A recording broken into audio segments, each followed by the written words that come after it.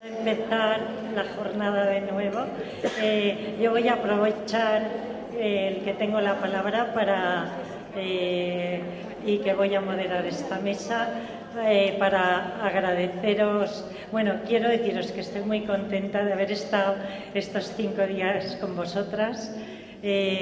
Como decía el primer día, yo siempre tengo una admiración muy especial por las lideresas iberoamericanas. Me parece que el movimiento feminista latinoamericano siempre me impresionó profundamente la primera vez que lo conocí en la Conferencia Mundial de las Mujeres en Pekín, y luego ya también en Naciones Unidas también vi la coordinación impresionante que había en Pekín +5 por todas las mujeres lideresas de América Latina, como eran, yo creo que las más organizadas en Naciones Unidas, siguiendo la Conferencia Mundial de las Mujeres de Pekín, en Pekín +5.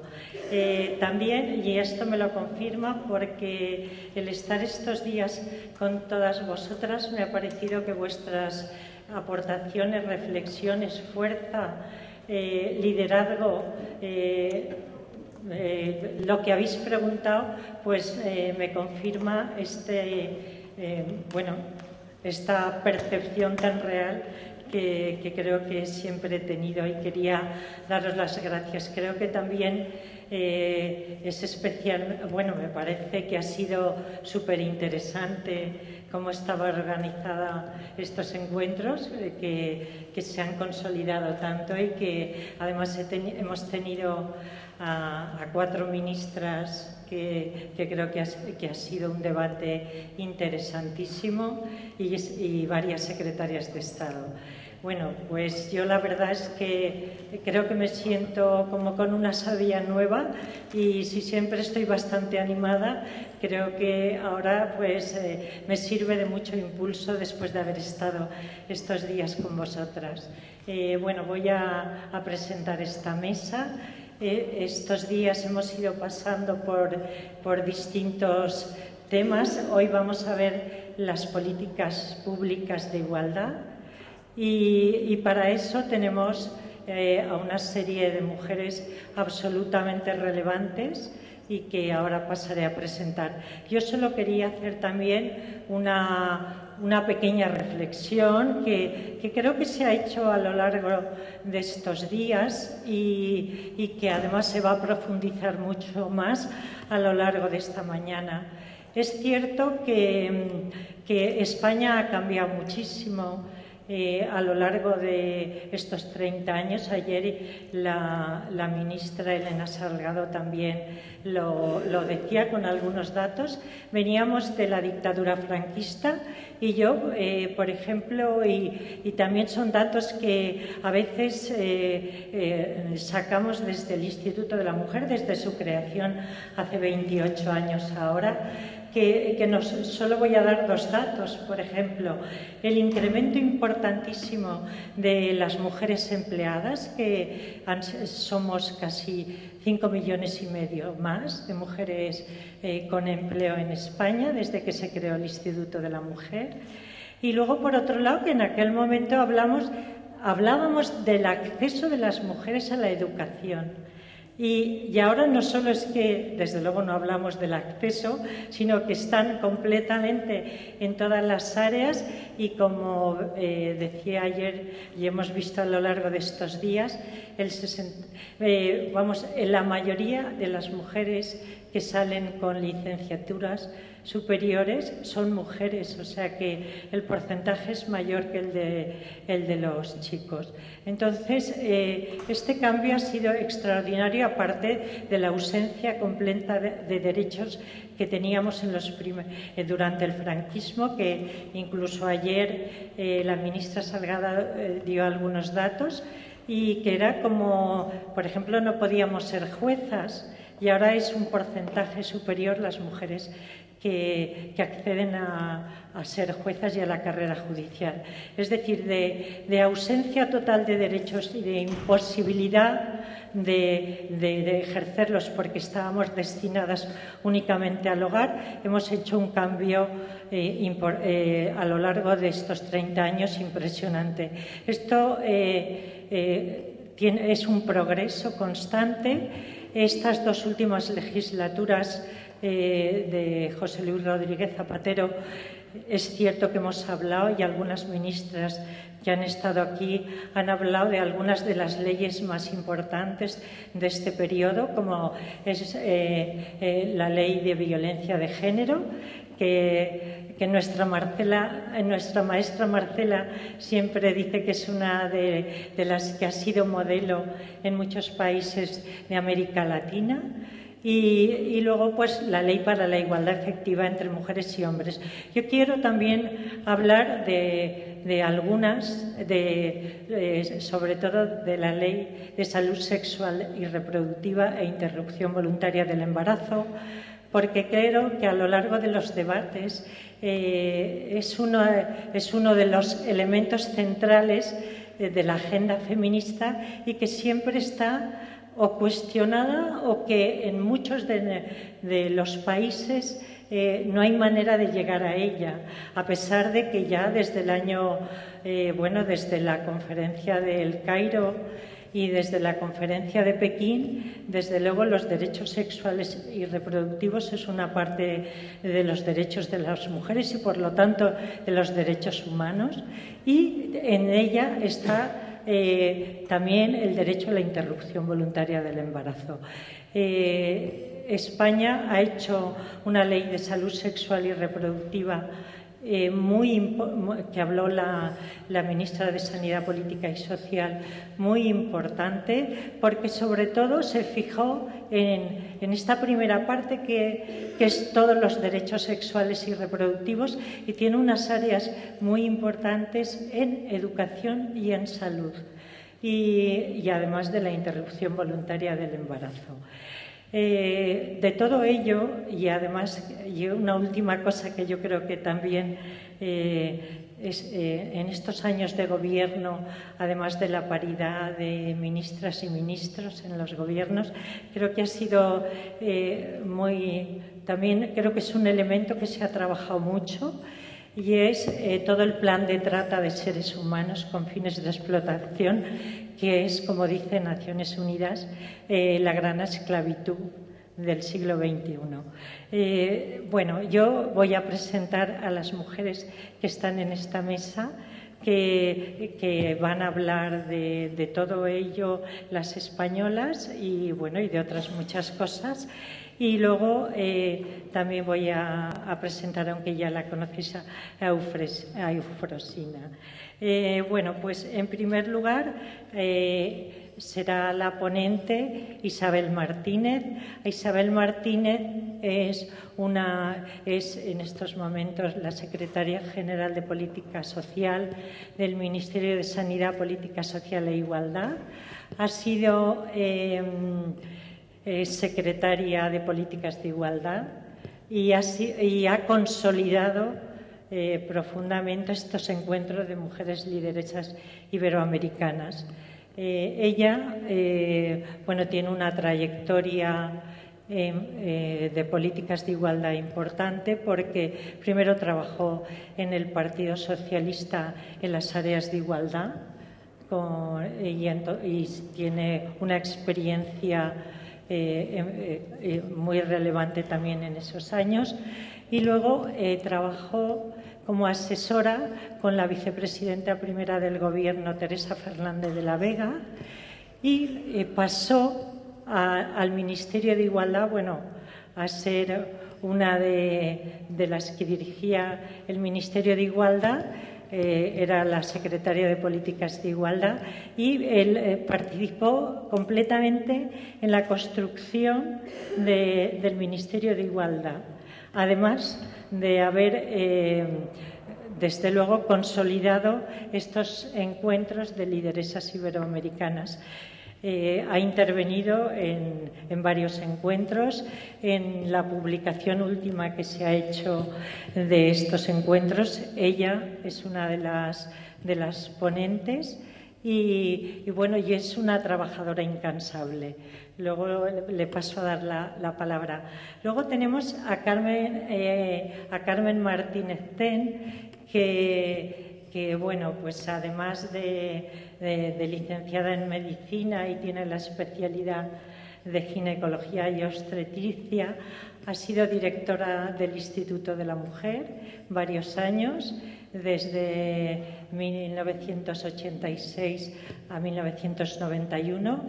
Es la segunda directora del Instituto de la Mujer. Fundamental, fijaron todas las bases y toda la estructura del Instituto de la Mujer, que yo creo que sigue siendo buque insignia de las políticas de igualdad. E incluso algunas de ustedes me decía que había visto la evaluación que hace UNIFEM del Instituto de la Mujer de España y que es de los mejores valorados del mundo. Yo la verdad es que me puse muy contenta de poder ahora ser directora del Instituto de la Mujer y que esté tan bien valorado. Carmen Martínez Ten ahora es presidenta del Consejo de Seguridad Nuclear. Ella, como feminista y como formando parte de organizaciones de mujeres, ha sido presidenta de Mujeres Progresistas, que es una organización muy relevante en España. Ha participado también en el Lobby Europeo de Mujeres como la coordinadora española del Lobby Europeo de Mujeres, y luego, sobre todo, ella dirige una tertulia feminista en que muchísimas ministras y exministras de España forman parte, y luego mujeres relevantes del feminismo. Ella es la que la coordina, lo impulsa. Hay una reflexión siempre feminista en esta tertulia, y hay una serie de aportaciones y de debates de actualidad y de reflexión que se hacen en esta tertulia, y que se procura incidir luego externamente a través de artículos en el periódico y de todas las formas posibles que hay, y que redundan mucho en las políticas públicas españolas. Y luego ya, yo por último quería presentar a Eufrosina Cruz, que la conocemos a lo largo de estos días. Yo he visto algo que ayer acuñó Marcela, que la vibra, cuando ella habla, me ha parecido, cuando toma la palabra Eufrosina a lo largo de estos días, la cara amable y de agrado que sus intervenciones son acogidas por su liderazgo, por las cosas que dice. Y yo quería decir algunas pinceladas de ella. Pues ella es la líder del movimiento Yegolani por la equidad de género en México, pero a mí me gustaría sobre todo que contara lo importante que es que haya sido elegida diputada al Congreso del Estado de Oaxaca, y que además sea la presidenta del Congreso del Estado de Oaxaca. Y también alguna cosa, ella que nos lo cuente más, esta parte difícil que ella ha tenido en este proceso, y toda esta experiencia vital tan interesante que ella nos puede contar de llegar a un puesto tan importante en el hermoso estado de Oaxaca, que las que lo conocemos nos parece muy hermoso además. Doy la palabra en primer lugar a Isabel Martínez. Gracias, Teresa. Gracias, Kitty. En primer lugar, muy brevemente, pero sí, agradecerle a Rosa la invitación a participar en este nuevo encuentro de mujeres líderes iberoamericanas, y sobre todo agradecerle muy profundamente, creo que en nombre yo creo que de todas, ¿no? Esa idea genial que tuvo ella junto con Amelia Valcárcel de organizar estos encuentros, pero sobre todo del objetivo que pretendían estos encuentros, y que yo creo que en cierta manera y en gran medida se ha ido consiguiendo en estos últimos años, que era no solo fortalecer las redes de mujeres España-Latinoamérica, teniendo en cuenta también los lazos y los vínculos históricos y culturales que tenemos, sino también generar conocimiento que a todas nos ha servido a la hora de la implementación de políticas públicas en estos últimos años, y sobre todo con ese optimismo que siempre hemos visto, esa reacción que en los últimos años ha habido por parte de gran parte de los estados latinoamericanos, y esa apuesta también importante que han hecho por el liderazgo de las mujeres. No sin falta es el continente con más mujeres presidentas en este momento, y eso no es fruto de la casualidad, nada es fruto de la casualidad. Y creo que esa energía y ese conocimiento que se han ido generando a través de estos encuentros han sido muy útiles para el fortalecimiento de los estados y las democracias que entre todos estamos empujando en América Latina. Por tanto, mis felicitaciones y mi agradecimiento a Rosa y a Amelia por seguir poniéndole tanto cariño a estos encuentros, que esperemos además que se sigan manteniendo en el futuro. Ese es el deseo, creo que de todas las que hemos formado parte de ellos. Yo voy a hacer esta mañana un recorrido, se me pedía un recorrido por las políticas de igualdad. Estuve dudando hasta el último momento de cómo encajar un poco en algunas de las reflexiones con las que quiero provocar el debate esta mañana, básicamente, de centrarme en las políticas de igualdad en sentido amplio, en todo lo que son las políticas de bienestar que en Europa hemos ido impulsando en los últimos años. Al final, teniendo en cuenta también las características de estos encuentros y un poco el perfil de todas nosotras, me he inclinado por hacer una evolución y un hilo conductor de lo que ha sido el desarrollo en España de las políticas de igualdad entre hombres y mujeres, sin perder de perspectiva el marco global y el marco más amplio del estado del bienestar y de las políticas de cohesión social. Y me quiero centrar fundamentalmente, y es lo que más me interesa en el día de hoy, porque me interesa mucho el debate y las reflexiones que entre todas podamos aportar. Me gustaría centrarme en el momento actual, donde hemos llegado, donde estamos en este momento, y sobre todo qué podemos aportar a la salida de la crisis y a ese futuro tan incierto, pero cada vez más cierto, que tenemos por delante. En ese sentido, esta primera parte la voy a hacer muy rápida, voy a hablar muy rápido, incluso voy a pasar la diapositiva muy rápidamente. Si a alguna le interesa, no tiene ningún problema, porque se les voy a dejar por escrito, por tanto pueden utilizarlo si le interesa algo de lo que voy a aportar, pero lo voy a pasar de una manera muy rápida.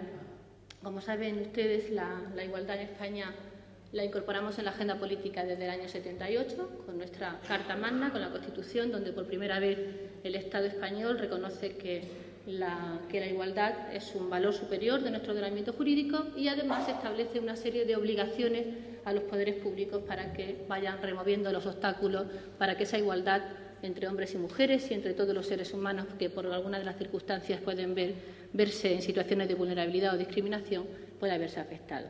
La primera apuesta institucional, lo conocen ustedes muy bien, institucional que hizo el Gobierno de España por la igualdad, fue en el año 83, con la creación del Instituto de la Mujer, un instituto tremendamente prestigiado en estos últimos años, y además que ustedes conocen perfectamente, porque ha sido un instituto que ha colaborado muy intensamente en los últimos años y desde su propia creación con América Latina. Del Instituto de la Mujer, fundamentalmente durante 20 años, lo que hemos hecho desde el Estado y desde el Gobierno de España, de los diferentes gobiernos de España, ha sido ir fomentando la participación de las mujeres en la esfera pública, ir eliminando ese contenido discriminatorio que incluso tenían todas nuestras normas y todas nuestras leyes, y fundamentalmente favoreciendo la incorporación de las mujeres al espacio público mediante medidas de discriminación positiva, de acción positiva más tarde, y hasta los años 90, pues básicamente eso es lo que hizo el Instituto de la Mujer, con campañas como la que le enseño del año 87 dan idea de todo lo que ha ido que remover, relacionándose con abrir nuevos espacios que hasta ahora habían estado vetados o realmente con dificultades de acceso para las mujeres. Fundamentalmente los instrumentos de avance en estos 26 años, en esos últimos 26 años, por parte del Instituto se han producido a través de los planes de igualdad como instrumento básico de planificación de políticas públicas, y, mientras tanto, es decir, mientras desde el Instituto de la Mujer se iban planificando políticas de acción positiva para fomentar la incorporación de la mujer en el ámbito público, educación, empleo, responsabilidades públicas e institucionales, por parte del Estado hemos tenido y se marcó como prioridad la cohesión social. No siempre la cohesión social es una prioridad de los Estados, lo sabemos muy bien, y desde los años 80 la cohesión social ha sido una prioridad para el Estado. Eso supuso que se diera un avance muy importante en los 3 pilares básicos del Estado del bienestar: la educación, la sanidad y los servicios sociales, universalizando prácticamente la sanidad y la educación a finales de los años 90 y los servicios sociales también como una herramienta básica de generación de bienestar a todas las personas y a los colectivos con especiales dificultades. También se dieron pasos en la individualización de los derechos de protección social, derechos que siempre han estado ligados en Europa desde su propio nacimiento, después de la Segunda Guerra Mundial, al hombre trabajador, y en función del hombre trabajador sustentador se establecieron básicamente todos los derechos de protección social ligados al empleo y al desempleo. Es verdad que en los últimos años hemos ido rompiendo eso, pero no lo hemos conseguido del todo. Es decir, básicamente la gran estructura de la protección social en nuestro país sigue estando basada en el empleo y el desempleo, es decir, en la persona como persona empleada. Todo eso hemos ido rompiéndola a través de diferentes políticas de igualdad y hemos ido avanzando en esa individualización de derechos de protección social ligadas a otras circunstancias sociales y no solo al hecho de ser padre de cabeza, padre responsable de familia y persona trabajadora. Todas esas políticas son las que nos han garantizado en España pues el mayor avance que hemos tenido en los últimos 30 años, y lo que hemos hecho las mujeres españolas en estos 30 años es el recorrido que mujeres europeas han hecho durante más de medio siglo. Es decir, yo creo que el gran ejemplo que podemos dar las mujeres españolas en ese sentido tiene que ver con que hemos hecho este recorrido en un tiempo mucho más corto que el recorrido de desarrollo y de emancipación que las europeas han hecho durante casi un siglo. Siguiendo con ese hilo conductor de cómo hemos ido trabando las políticas de igualdad en España, en el año 96, saben ustedes, llega el Partido Popular al Gobierno de España.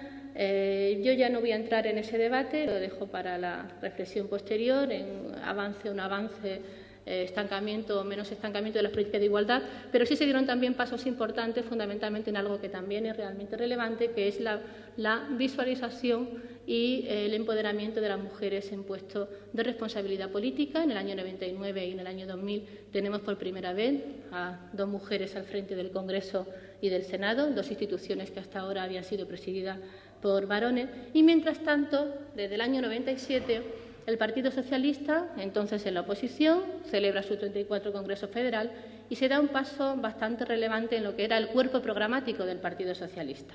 En ese Congreso, un Congreso realmente trascendental para la historia no solo del Partido Socialista, sino también por lo que ha sido el proyecto político que ha desarrollado más tarde, se reconoce el feminismo por primera vez al socialismo, se reconoce el feminismo como pensamiento político que ha aportado al socialismo, se aprueba el concepto de democracia paritaria en los estatutos del partido, se aprueba que todos los órganos de representación del partido y todos los órganos públicos deben de incluir una representación equilibrada de hombres y mujeres y, sobre todo, se trabaja en algo de lo que Carmen Martínez Ten puede dar buena cuenta, porque fue una de las protagonistas de ese documento y de las que lideró ese documento, ese nuevo contrato social mujeres-hombres para compartir las responsabilidades familiares, el trabajo y el poder, con el que fue el germen de ese proyecto político transformador, donde la igualdad, además, ya no era una acción positiva a incorporar en las políticas públicas, sino que era un elemento de cambio estructural en el proyecto político que el Partido Socialista estaba trabajando en aquel momento. De ahí llegamos al año 2004, el Partido Socialista vuelve al Gobierno de España, se ganan las elecciones y por primera vez, y a partir de ahí empezamos a desarrollar y aplicar el proyecto político que durante la oposición habíamos construido entre todos y entre todas. Un proceso de 8 años en el que se generó una oposición útil al servicio de la sociedad, como le gustaba entonces definirla al hoy presidente del Gobierno, entonces líder de la oposición, José Luis Rodríguez Zapatero, siempre decía que la mejor oposición era esa oposición útil al servicio de la sociedad, iba planteando ya, y además lo hicimos a través de diferentes leyes en el propio Congreso de los Diputados, un proyecto político que es el que con toda coherencia se ha ido desarrollando más tarde. Llegamos entonces, como digo, al año 2004, por primera vez en España un gobierno paritario y un presidente que se autodefine como un presidente feminista. Pongo esta foto porque me parece muy relevante en términos históricos por todo lo que vamos a hablar ahora más tarde. Y en el año 2004 se crea también la Secretaría, ese mismo año, la Secretaría General de Políticas de Igualdad, dando un paso también hacia adelante, hacia lo que había sido la institucionalidad de las políticas públicas de igualdad. Se da un paso, yo creo que realmente trascendental y que en términos históricos probablemente sea la parte que más vamos a valorar cuando hagamos una reflexión de este periodo de la historia de España, que es un paso trascendental en derechos sociales. Y se hace la apuesta legislativa más potente y yo creo que más modernizadora que en España se ha producido en la última década. Creo que desde los años finales de los años 80 no se había hecho esa apuesta tan potente por reforzar los derechos sociales en nuestro país. Es verdad que habíamos reformado todo nuestro marco normativo, habíamos apuntalado los tres pilares del Estado del Bienestar y hasta este momento no damos ese paso cualitativo en lo que son las políticas efectivas de derechos sociales. Por ponérselo un ejemplo, a partir de ahí, la primera ley, como todos ustedes saben, que aprueba el Gobierno del presidente Zapatero, es la Ley Integral contra la Violencia de Género.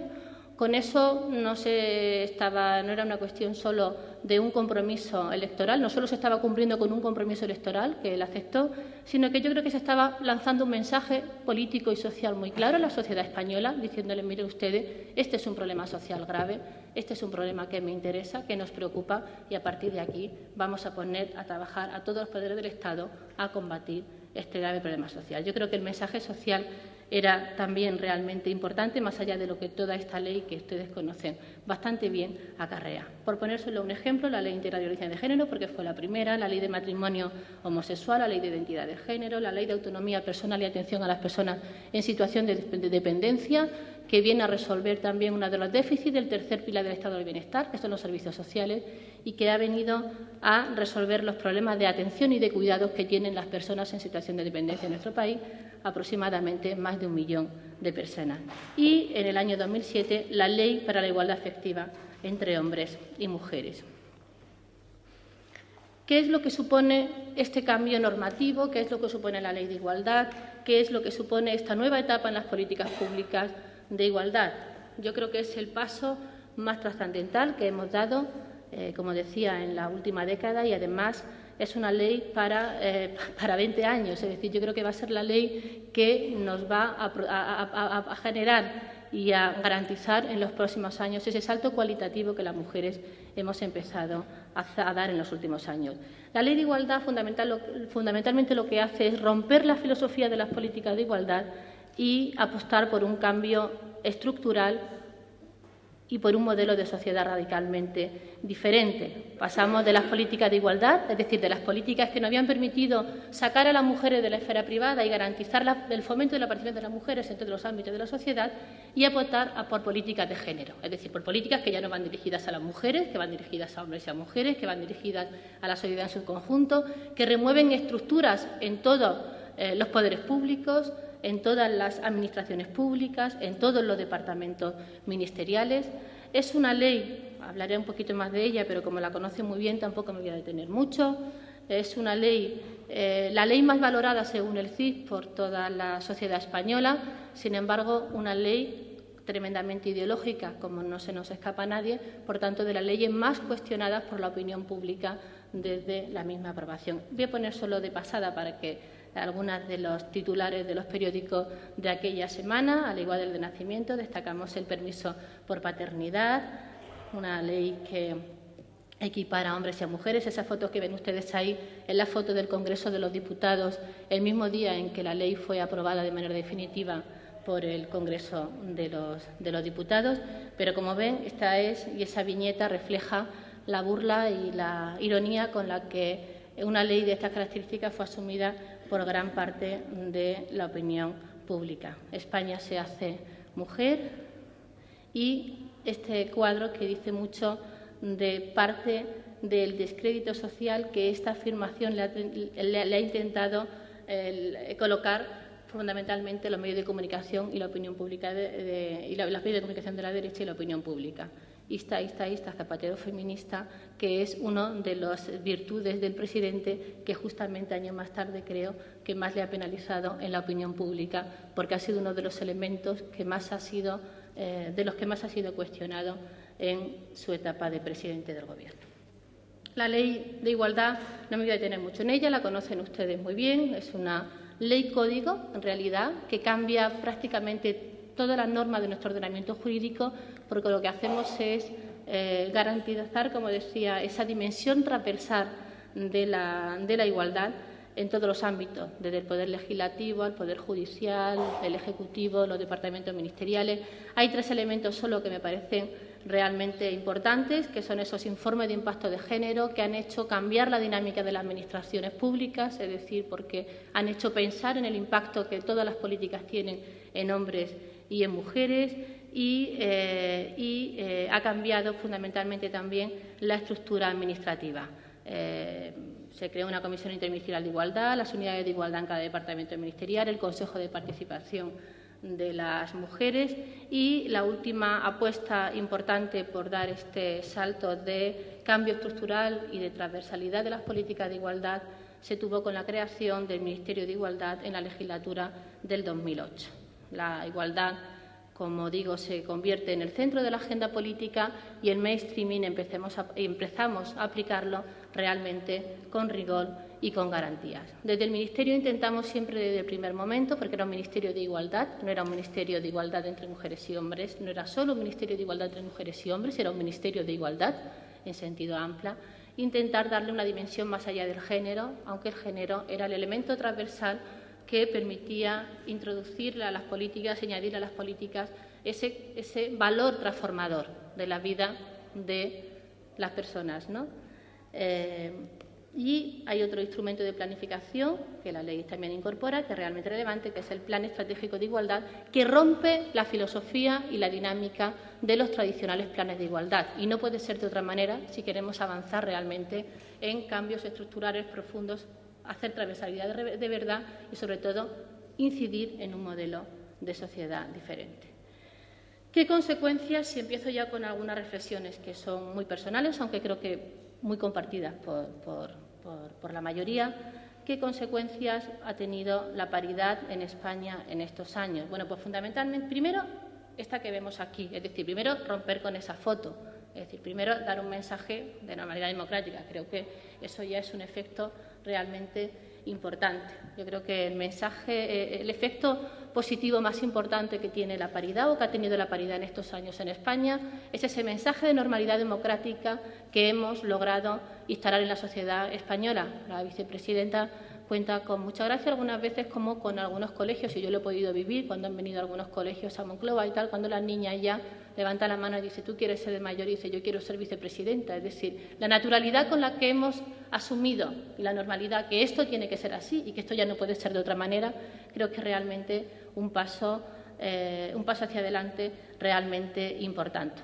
Yo creo que hemos roto ese mito de la diferencia que durante muchos años también ha estado presente en todas nuestras discusiones feministas, es decir, las mujeres somos peores, mejores, tenemos que estar, no tenemos que estar porque somos mejores, no, es decir, tenemos que estar por una cuestión de justicia social, punto, es decir, y ni mejores ni peores, es decir, tenemos que estar, ya está, es decir, roto ese mito de la diferencia en el que nos hemos estado también entreteniendo algunos años.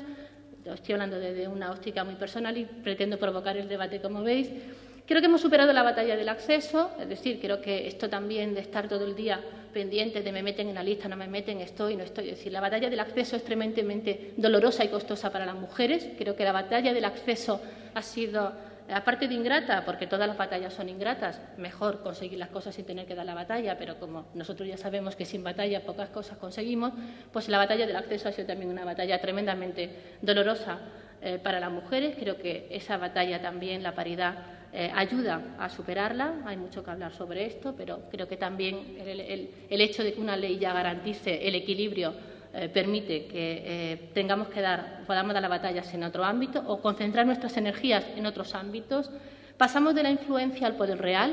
Las mujeres ya no solo tenemos influencia, las mujeres tenemos poder real. Es decir, cuando una mujer se sienta al Consejo de Ministros ya no tiene influencia, lo que tiene ya es poder, y eso tenemos que creérnoslo, porque muchas veces incluso, aunque tenemos espacios de poder, pasa tiempo hasta que nos creemos que no, que es que somos nosotras las que decidimos, que no tenemos que hacerle caso ya al compañero, decir que ya realmente decidimos y tenemos poder. Y luego lo más importante de todo esto, o sea, la consecuencia yo creo que más importante que ha tenido el Gobierno paritario en España ha sido el hecho de colocar la igualdad en el centro de la agenda política, y eso ha sido una realidad tangible que además se puede medir desde cualquier óptica. Es decir, el hecho de que una mujer haya estado en el Ministerio de Defensa, de que una mujer haya estado en el Ministerio de Fomento, es decir, la capacidad con que estas mujeres y la prioridad con la que estas mujeres han resuelto, con estas mujeres ministras, han resuelto determinados temas de su agenda ministerial, de su departamento, ha sido realmente ejemplar. También hemos tenido un presidente con convicciones profundas y también hemos tenido una vicepresidenta que ha empujado,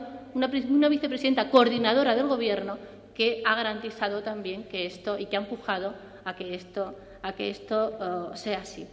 Eso en cuanto a aspectos positivos que yo creo que ha tenido la paridad en un muy corto periodo de tiempo, estamos hablando de 6 años.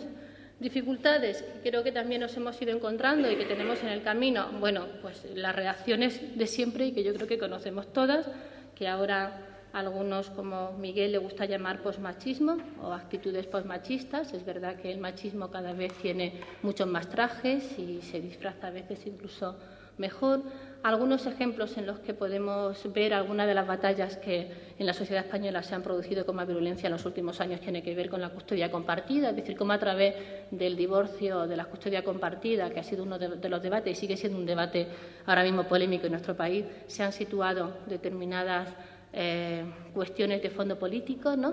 de qué es lo que quieren las mujeres y qué es el efecto que pueden tener es decir, las relaciones entre hombres y mujeres. Yo creo que hay un hecho que es verdad, y eso tiene que ver a veces con los tiempos en los que los avances sociales se van produciendo. Yo creo que hemos intentado fomentar avances sociales muy importantes en nuestro modelo de convivencia, incluso en nuestro modelo de relación entre hombres y mujeres, que no ha ido seguido en el mismo ritmo por avances sociales por la base, por abajo. Yo creo que hay ahí toda una reflexión a hacer, y es verdad que en los últimos tiempos yo creo que hay una cierta idea instalada no solo en la opinión pública, sino generalizada, de conflicto y de ruptura entre hombres y mujeres. Y eso tiene que ver con esa idea trasladada, que no es así, pero por lo menos en el imaginario ha quedado colocado, de que las mujeres ya mandamos mucho,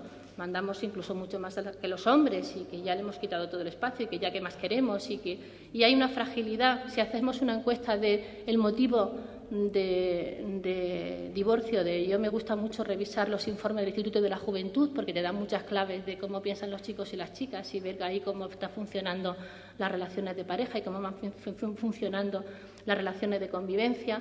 Hay muchas claves que nos dan para repensar esta ruptura y este conflicto, que yo creo que sigue sin resolver. Es decir, la mayoría de los divorcios de personas jóvenes se generan por la falta de corresponsabilidad, dicho así, pero o sea, la conclusión es esa, con muchos elementos añadidos.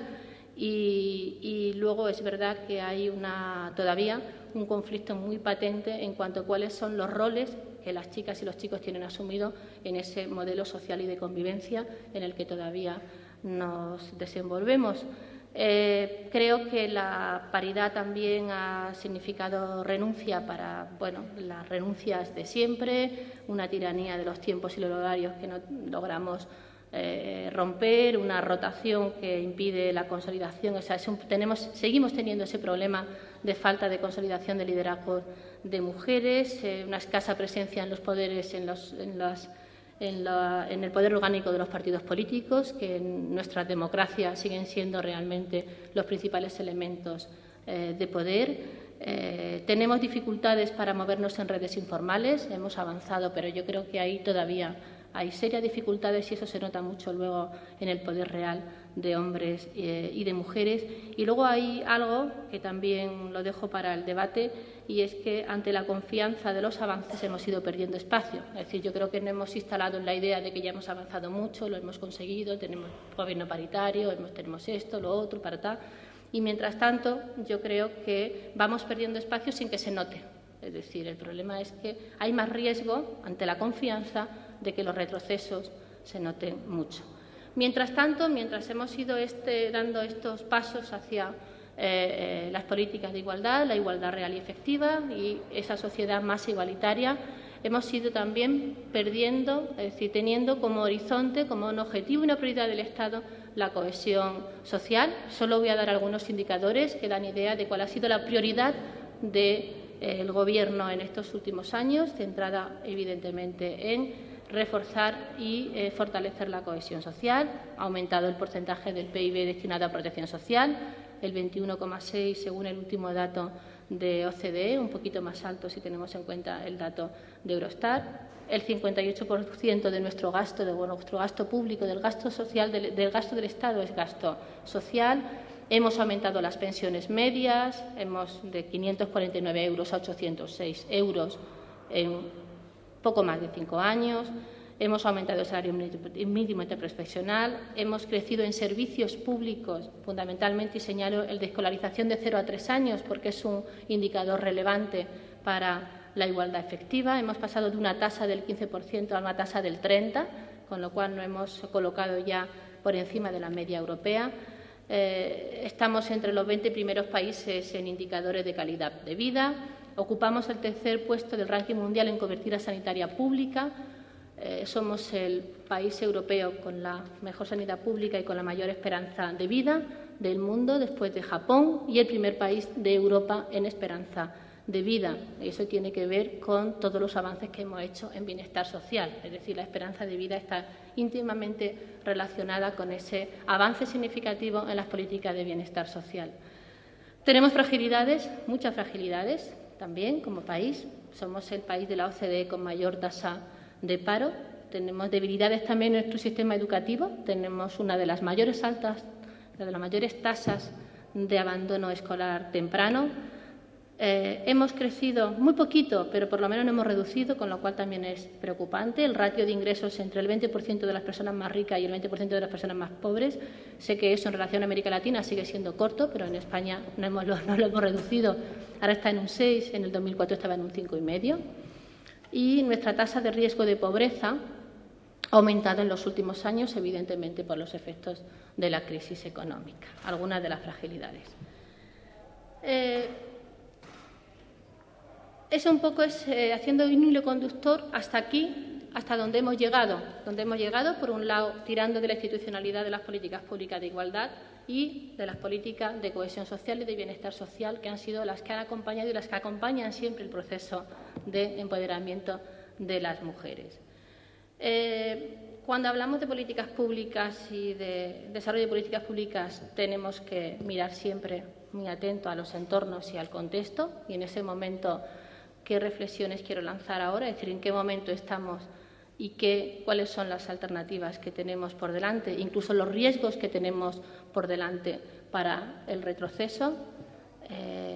No hay ninguna ley que no consiga tener un buen objetivo, conseguir su objetivo, que no tenga un buen análisis de la sociedad que pretende cambiar y de cuál es la realidad social que pretende cambiar.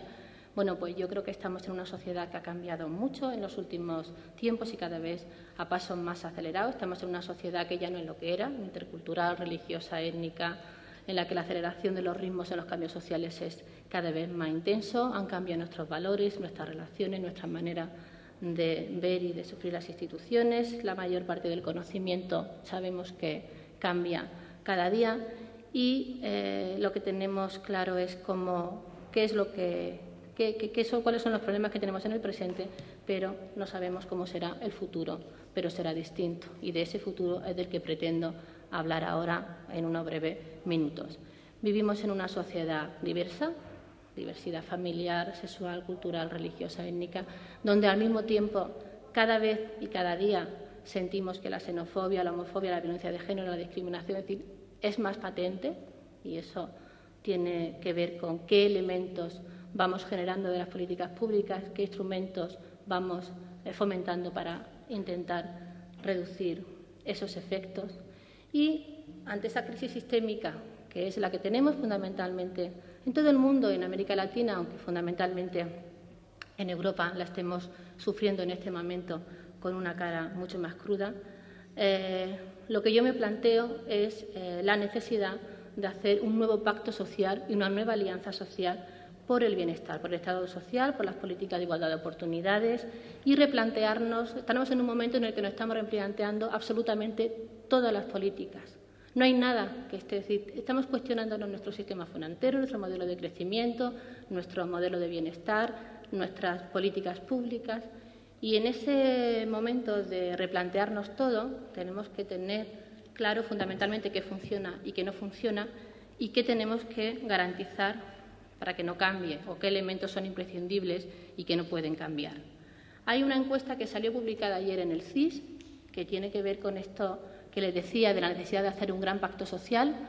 A nosotros siempre nos va bien pensar que la mayoría de la sociedad piensa como nosotros y que lo que quiere la mayoría es lo que queremos nosotros, y eso es fabuloso, porque cuando tú estás convencida de eso, pues aparte de que te da mucha más energía, pues estás más convencida, más segura de lo que haces y más segura, y al final mayor impacto positivo de las políticas. Pero fijaros lo que dice el CIS, es decir, el Centro de Investigaciones Sociológicas de España, en el día de ayer. Dice que el 41% de las personas prefieren que haya más prestaciones sociales y servicios públicos, aunque eso signifique pagar más impuestos. Pero hay un 39,5% de personas que dicen que quieren pagar menos impuestos, aunque haya menos prestaciones sociales y menos servicios públicos.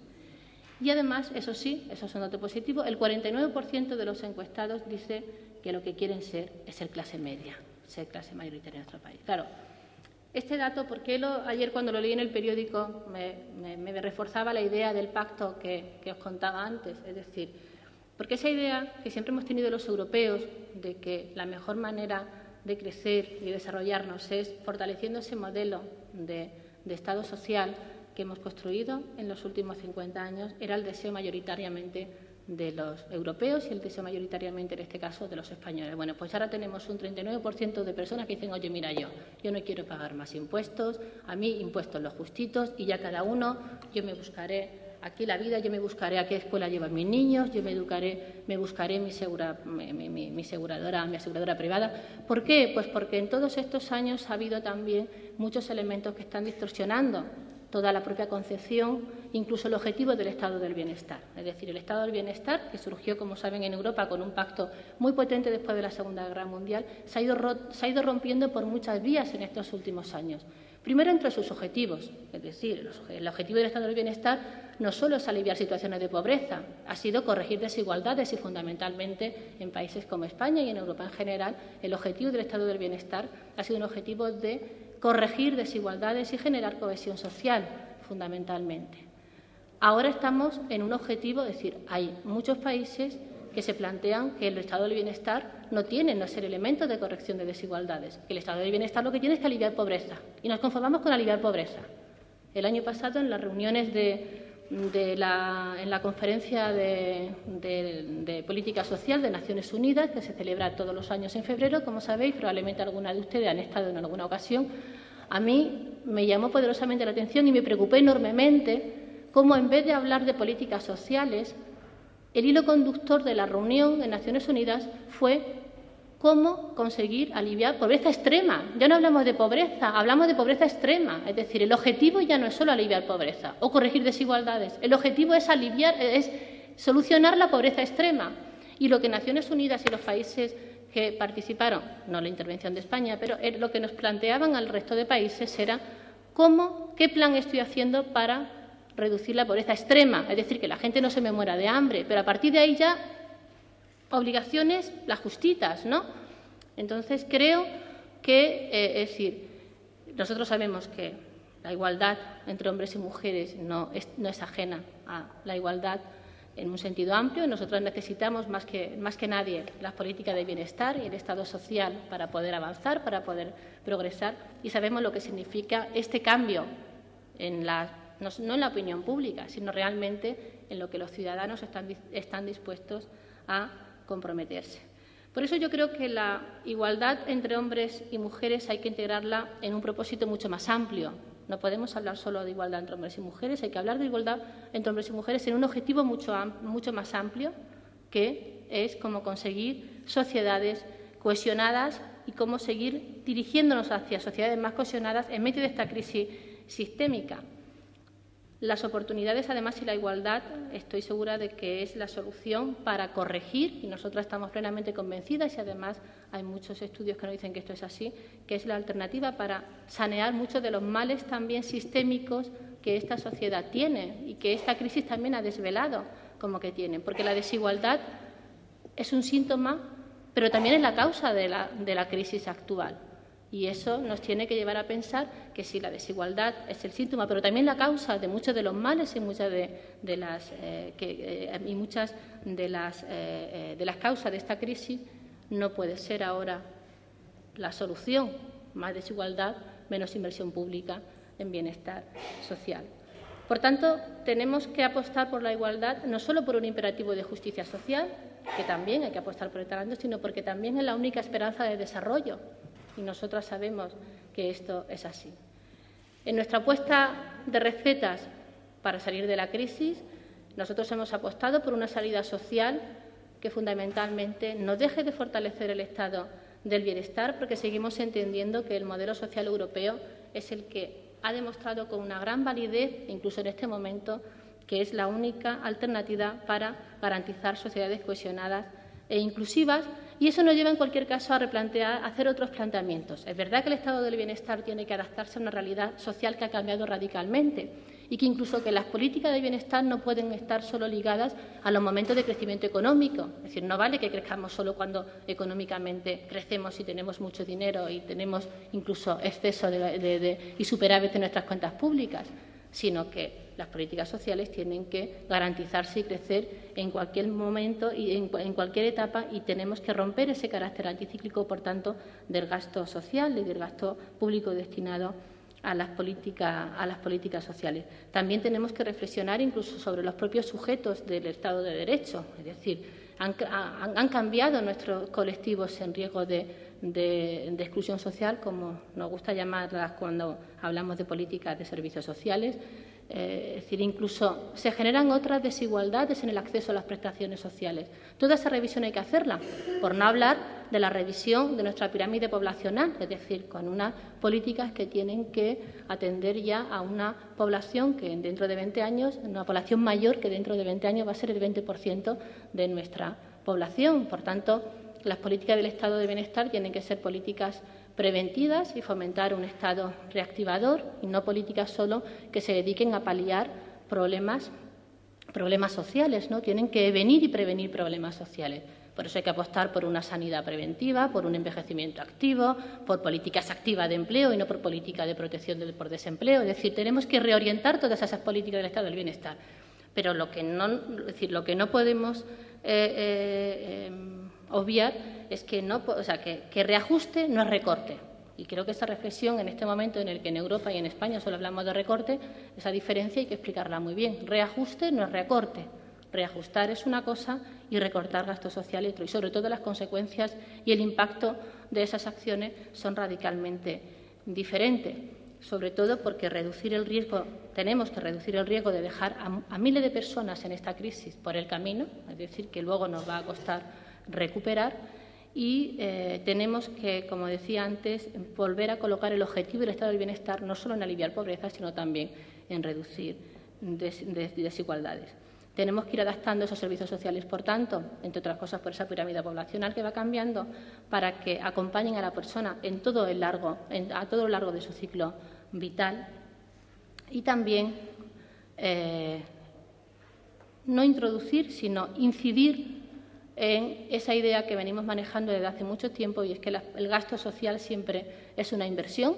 Hay muchos ejemplos. Yo siempre pongo el ejemplo de los viajes del INSERSO. El INSERSO es el Instituto de Personas Mayores y Políticas Sociales del Ministerio y del Departamento que dirijo en este momento.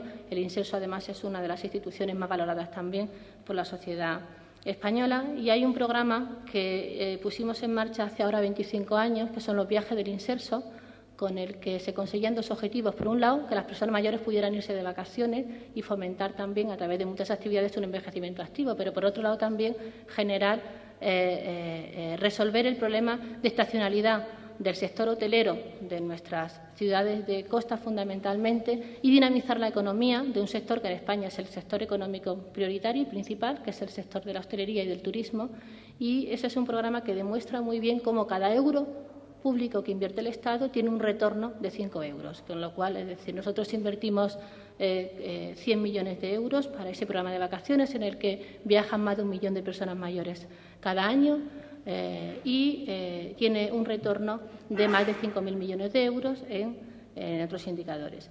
Por eso, es decir, es muy importante que insistamos permanentemente en esa idea de que el gasto social no solo no solo genera gasto al Estado, sino que genera inversión al Estado y también en términos de crecimiento económico a nuestro sistema productivo. Y, en cualquier caso, todo al mundo le queda claro, y yo creo que eso es bastante incuestionable, que la mejor manera de salir de la crisis, desde luego, no va a ser ni incrementando desigualdad y pobreza, sino todo lo contrario. Yo creo que hay algún elemento que tenemos que tener en cuenta, no solo los que nos dedicamos a la gestión de políticas públicas en este momento, sino creo que da igual quienes construimos tejido social, quienes intentamos impulsar igualdad de diferentes ámbitos, y es que las cosas es muy difícil que podamos volver a hacerlas como las hemos hecho hasta ahora, y creo que hay que hacer un proceso también de deconstrucción mental es decir, cómo hemos venido aplicando todas nuestras normas y nuestras reglas en el pasado, probablemente porque, como decía antes, nada va a volver a ser como antes, pero también porque la única manera de garantizar la viabilidad de nuestro estado del bienestar, la sostenibilidad de nuestro modelo social y la viabilidad de las políticas públicas que estamos impulsando tiene que ver con hacer las cosas de otra manera. Dentro de esos cambios, de esos retos que tenemos por delante, pues creo que hay que tener en cuenta que la paridad nunca ha sido un objetivo en sí mismo, siempre ha sido el camino. A veces, como es tan duro y tan difícil llegar, pues al final cuando llegamos al camino dice ya lo he conseguido, ya hemos llegado. Yo creo que no hay que olvidar que la paridad nunca ha sido un objetivo, sino un instrumento, y que tenemos que traducir todo esto en acción política. Todo el talento de las mujeres, toda la acción y la energía de las mujeres tenemos que traducirla en acción política, en acción pública.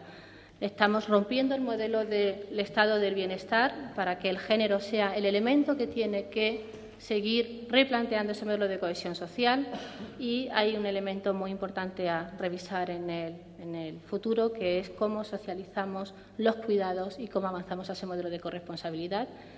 Tenemos que tener claro que esta empresa no es una empresa de mujeres, es una empresa de hombres y de mujeres, que las mujeres tenemos que seguir otorgando poder a otras mujeres y repensar el futuro de otra manera, con políticas que tienen que, como decía antes, llevarnos a hacer las cosas de otra manera, conseguir los objetivos de siempre.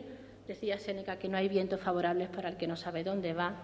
Eso creo que en ningún momento más que en este es bastante aplicable, porque en cualquier caso todo nos obliga precisamente a repensar muy bien dónde vamos para poder tener éxito en nuestra aventura.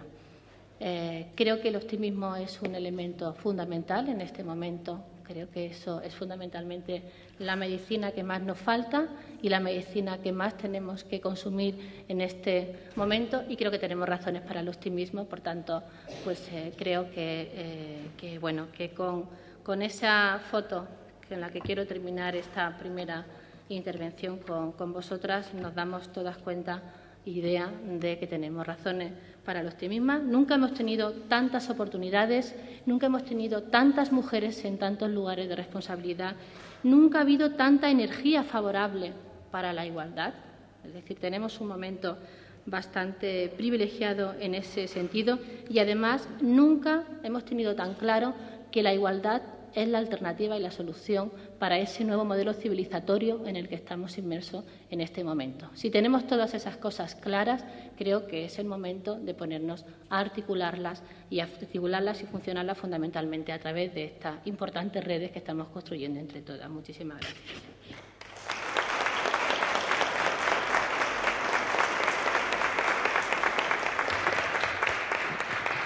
Bueno, muchas gracias, Isabel, por este ordenado y interesante recorrido por las políticas de igualdad unidas a las políticas de cohesión social y de bienestar social, y con los retos pendientes, los riesgos, los avances. En fin, me ha parecido muy interesante. Ahora tenemos como comentaristas, en primer lugar le daré la palabra a Carmen Martínez Ten y posteriormente a Eufrosina. Bueno. Muy bien, pues muchísimas gracias, Kitty. Yo quería agradecer a la Fundación Carolina y al Instituto de la Mujer, y especialmente a sus directoras, Rosa Conde y Teresa Blat, con las que me une una amistad de decenios, la invitación para poder participar en este 7º encuentro de mujeres líderes iberoamericanas. Es un encuentro que ya lleva 6 ediciones. Yo tengo algunas publicaciones que ha producido esta iniciativa, y bueno, pues creo que es estupendo que podamos compartir experiencias y lecciones aprendidas de unas y otras, ¿no? Porque yo desde hace muchos años tengo la suerte de poder visitar América Latina, y también desde el Instituto de la Mujer trabajé mucho con líderes latinoamericanas, y entonces me parece que tenemos una necesidad natural de intercambiarnos experiencias y de aprender unas de otras, porque tenemos una cultura y un idioma comunes. La exposición que ha hecho Isabel, yo creo que, como ha dicho Kitty, es muy extensa, muy abarcadora de muchos temas, y como yo tengo que comentar su ponencia, voy a intentar lanzar algunas ideas para el debate. En primer lugar, yo creo que el marco referencial, digamos, para la corriente transformadora feminista es siempre la cohesión social, y sabemos que los pilares fundamentales del estado del bienestar, que son la educación, el acceso a la sanidad, las pensiones en el caso de España, aunque en algunos países, muchos países de América Latina, esta cobertura no está asentada y extendida, y los programas de ayuda a las personas dependientes son básicas para las mujeres. O sea, no puede haber igualdad si ese marco no avanza, si ese marco no se va consolidando. Nuestras maestras feministas, las abuelas feministas, las bisabuelas, siempre hablaron del primer escalón como la educación. La educación, todas sabemos que es la llave que abre la puerta, una de las llaves más importantes para la igualdad. Entonces, bueno, ese marco yo creo que es un marco, como ha explicado Isabel al final, es un marco incuestionable. Yo creo que no es posible hablar de igualdad de oportunidades entre hombres y mujeres si no se tienen en cuenta esos otros factores, pero yo creo que las políticas de igualdad no deben diluirse en la mar Océana. O sea, yo llevo ya mucho. En España hay que ver las políticas de igualdad como un proceso. Yo creo que el caso español es muy interesante como caso de estudio, porque mientras en España, que siempre vamos un poco al revés del signo europeo, podemos afirmar que tenemos 30 años, digamos, de avances y políticas de igualdad. Sin embargo, en otros países europeos, como Italia, como Francia, el movimiento feminista y las políticas de igualdad se han diluido mucho bajo el dominio de políticas muy conservadoras antes de la crisis. No estoy hablando de ahora, que es un momento muy complicado, sino durante estos 30 años, a pesar de que la Unión Europea ha sido, como las convenciones de Naciones Unidas, una fuente de inspiración muy importante para las mujeres españolas. Entonces, yo creo que, por una parte, el marco referencial, desde luego, son cohesión social y estas políticas sin las cuales la igualdad no puede avanzar. Yo pongo en primer lugar la educación y el empleo porque me parece básico. Esto, por mucho que cambie digamos, el futuro y la sociedad en un momento de cambio convulso que está afectando a todo, sin embargo, esto yo creo que aquí, a mí no me gusta hablar de posfeminismo, sino de pilares clásicos porque están experimentados. O sea, esto no admite ningún debate. Pero, sin embargo, creo que en ese marco hay que tener muy claros lo que son las políticas específicas de igualdad. España es un país muy machista y, de hecho, yo creo que les exportamos el modelo. Como sabéis todas vosotras, España es un país machista, con una tradición cultural, religiosa, etcétera, que está ahí y que forma parte de las raíces profundas de nuestra cultura. Sin embargo, yo creo que se puede calificar la evolución, digamos, de la situación de la mujer en España como uno de los éxitos más importantes que los historiadores, no siempre, porque los historiadores más famosos son siempre hombres, pero que ponen de relieve para explicar la modernización de España. O sea, nosotros tenemos un señor que se murió, un guionista que se llamaba Lalo Azcona, que hizo todos los guiones de las películas de Berlanga, de películas españolas, que decía que si a él le preguntaban qué es lo que más había cambiado en el país desde la transición hasta ahora, eran las mujeres.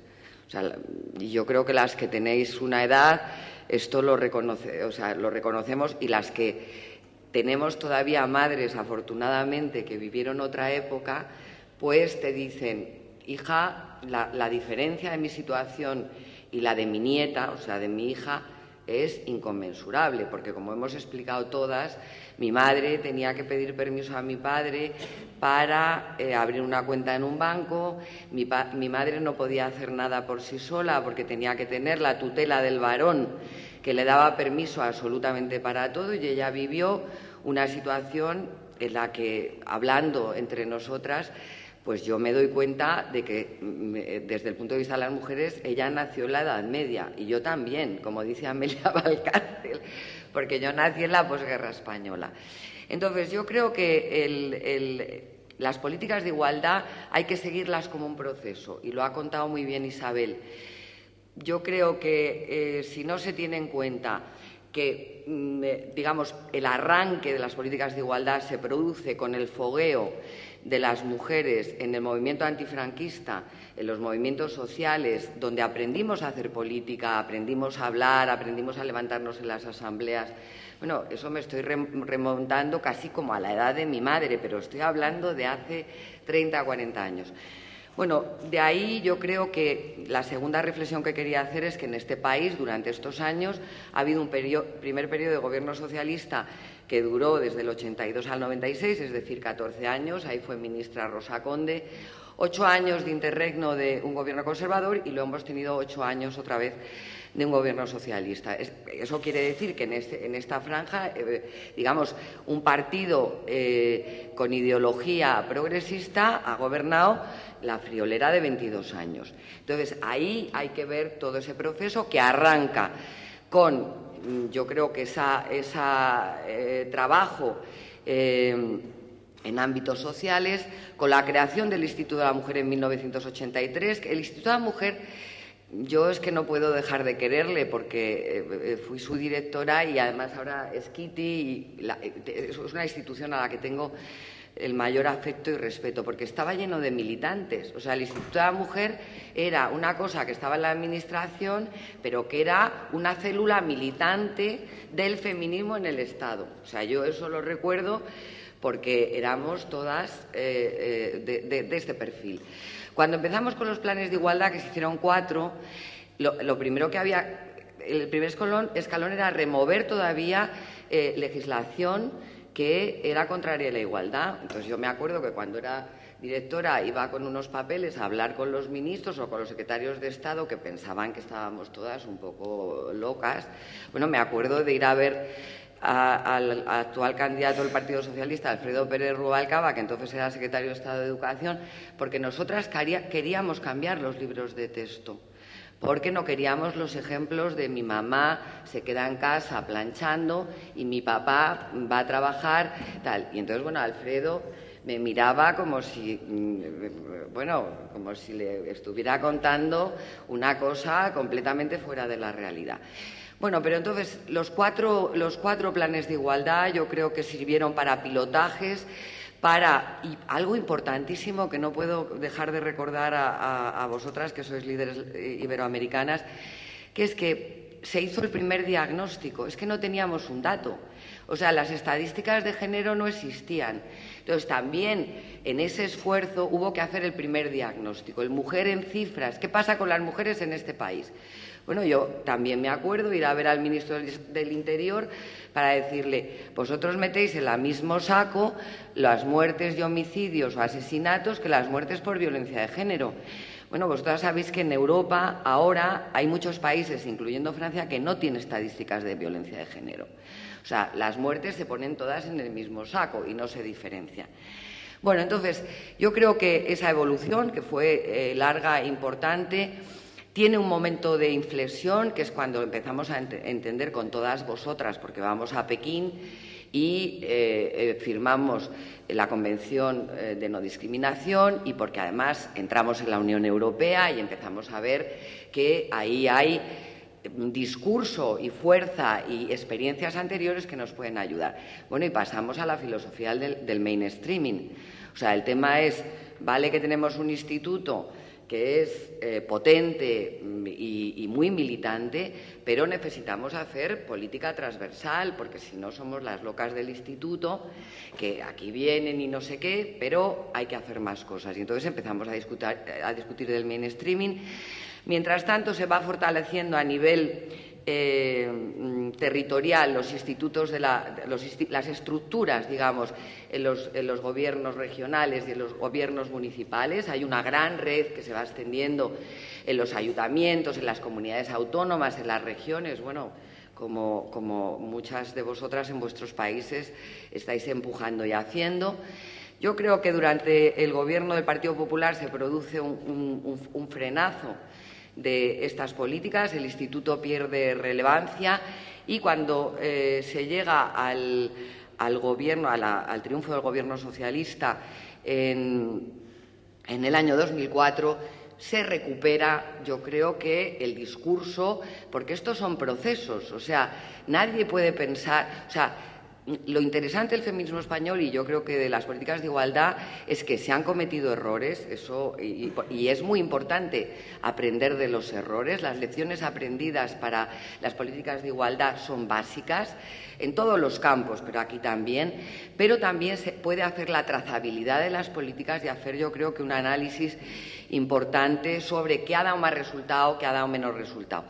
Vuelvo al Mujer en Cifras porque el primer diagnóstico nos enseñó un país en el cual teníamos una tasa de analfabetismo que no es comparable a la de muchos países de América Latina, pero las mujeres mayores, por ejemplo, no aprendieron a leer y escribir. Cuando yo estuve en el instituto teníamos que hacer muchos cursos de formación de adultas. El ir haciendo la foto por sectores fue fundamental. Trabajamos con instituciones de América Latina, fundamentalmente Flaxo, para hacer los Mujeres en Cifras en los países que se pudo recolectar estadísticas, porque de ahí surgían los programas, digamos, los dibujos de los planes de igualdad. Cuando nosotras veíamos, por ejemplo, las estadísticas de empleo, pues es que ahí había, digamos, una dirección en la que trabajar importantísima. Los temas de coeducación y educación, los temas legislativos. O sea, yo creo que los diagnósticos son muy importantes. Salto otra vez para hablar de estos 8 años, los ha explicado perfectamente muy bien Isabel. Yo creo que las leyes que se han hecho en estas 2 legislaturas son de un calado ideológico muy importante. Yo diría yo que rompen de alguna manera una forma de enfocar las políticas de igualdad, Y quiero resaltar pues, lo que son las leyes estrellas, que son la Ley de Igualdad, la Ley contra la Violencia. Yo creo que es muy importante la Ley de interrupción voluntaria del embarazo, que ya sabéis que está recurrida en el Constitucional y que el partido que, según las encuestas, puede ganar, piensa recurrirla. Y luego yo creo que la ley de dependencia, porque significa poner en el medio de la mesa el cuidado de todas las personas que son dependientes. Y eso para las mujeres yo creo que es vital. Entonces, el problema es que las leyes de igualdad están esbozadas, o sea, yo creo que es una ley que necesita muchos desarrollos concretos y reglamentarios. Esto es así. Fundamentalmente hay algunas áreas, y siempre intentando que lo que funcione sea la persuasión y la convicción, no son mandatorias. Y entonces, bueno, pues eso, por ejemplo, el tema de las empresas y que las empresas tengan que tener en cuenta a las mujeres. Bueno, la ley dice que se procurará. Entonces, las empresas procuran o no procuran. Quiero decir que tenemos los enunciados, tenemos desarrollos importantes, pero en una crisis económica, y eso lo sabemos también muy bien las mujeres que trabajamos, vamos, que se está trabajando en los movimientos sociales o en las gestiones públicas. Cuando hay una crisis económica, y para eso hay que apoyarse también en la historia, es muy frecuente que los sectores más amplios de la población pierdan posiciones. Esto es así, porque pierden inversiones en educación, inversiones en ayudas sociales, inversiones que son básicas para que las mujeres puedan avanzar. Esto es así, yo creo que hay que tenerlo en cuenta, y que se aproximan. Estamos en tiempos difíciles. Yo pienso que hay que ser realista, a la vez que hay que ser optimista. Ya sabéis, ayer oía eso de que un optimista es un pesimista mal informado. Bueno, yo soy completamente contraria a esta idea. Creo que las mujeres siempre tenemos que ser optimistas, porque creo que somos capaces de verdad de modificar nuestras sociedades, y creo que además tenemos herramientas y propuestas como para que esto sea así. Entonces, por terminar y no extenderme mucho, porque lo más importante es el debate, yo para enmarcar, digamos, y resumir un poco lo que he dicho, creo que hay que partir, y esto es así, de que la disminución de la desigualdad en general, hombres y mujeres, es un marco, como la democracia es un marco para el feminismo. O sea, esto es así, porque el aumento de las desigualdades en genérico siempre suponen un retroceso de las mujeres. Ahora bien, una vez visto este marco, igual que el marco democrático, yo creo que las políticas de igualdad son muy valiosas, que hay que mantener siempre una dualidad. Creo que las estructuras específicas de igualdad son necesarias para políticas a corto, porque tienen que estar actuando contra la violencia, contra el maltrato, estimulando, sensibilizando y controlando lo que hacen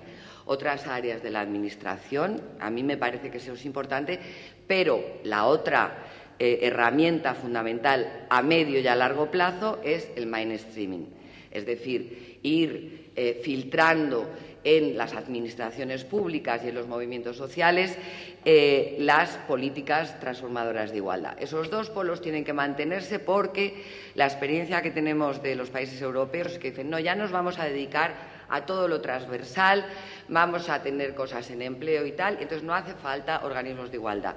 Y eso es un desastre.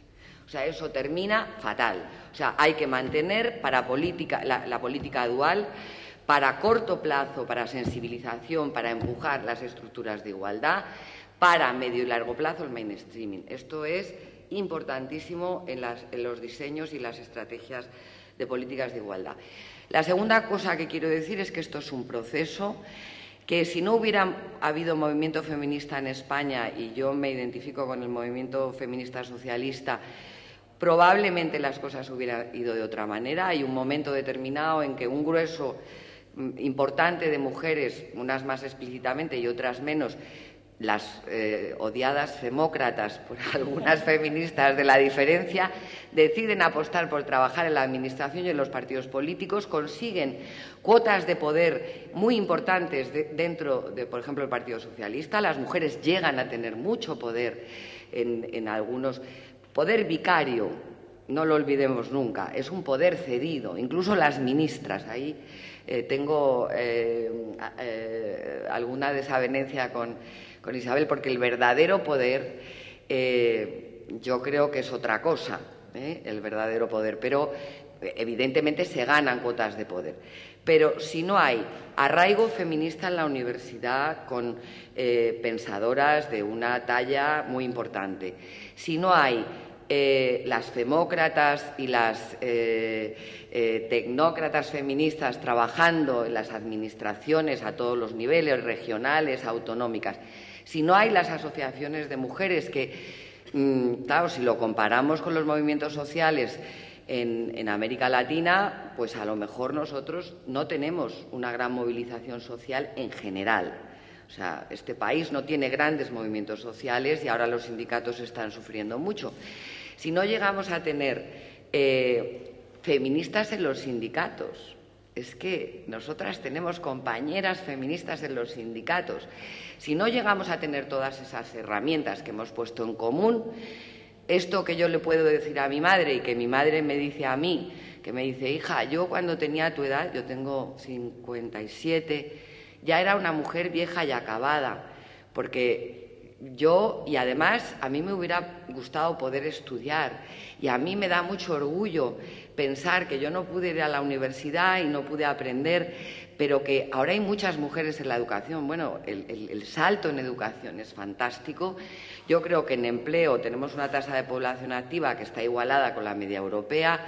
O sea, yo creo que el caso del feminismo español es muy interesante por muchos conceptos. También tenemos que analizar los fallos. Yo no soy partidaria de diluir las políticas, creo que hay que tener esas dos herramientas siempre, y creo que ahora nos vamos a enfrentar a un momento complicado, pero también pienso que precisamente porque es un proceso, porque se han ido sumando personas, pues seguramente lucharemos en un barco en medio de una tormenta muy difícil, con todas las coordenadas variando, porque además varía el centro económico del mundo que se está desplazando a China. Varía, afortunadamente, el poder de muchos países latinoamericanos, porque cuando hablamos de Iberoamérica yo siempre digo, Dios mío, me da vergüenza porque hay tantas Américas latinas que cómo vamos a ponerlo todo en un todo, es muy importante, ¿no?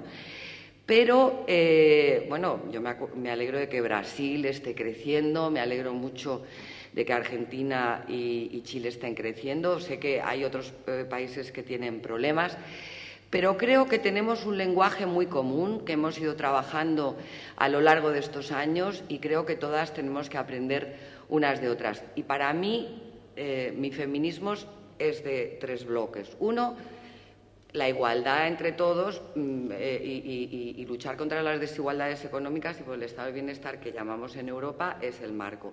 Y por eso soy socialista.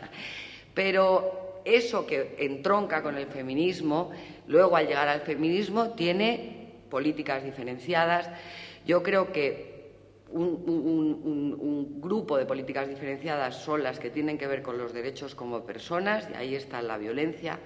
Ahí están los derechos reproductivos, ahí están los derechos básicos que tenemos que reivindicar desde nosotras, porque eso no lo reivindican los hombres, esto hay que reivindicarlo nosotros. Tenemos también, yo creo que nunca olvidarlo, el grupo de las mujeres que peor lo tienen, como no vamos a tenerlas. O sea, es parte de nuestro mensaje, y finalmente creo que no debemos renunciar, que eso es otra línea conductora importante, a los espacios de toma de decisión. Si no, las agendas políticas no tomarán en cuenta lo que decimos. Entonces, es importante los liderazgos en todos nuestros países, y es importante que las líderes tengan muy claro esto que yo diría, el proceso, el trayecto y lo que podemos aprender unas de otras. Yo muchas veces he aprendido de las mujeres del otro lado del Atlántico y en cambio seguramente esto que he contado ya lo sabéis todas, pero bueno, lo cuento porque es lo que yo he vivido y es lo que yo creo. Muchas gracias.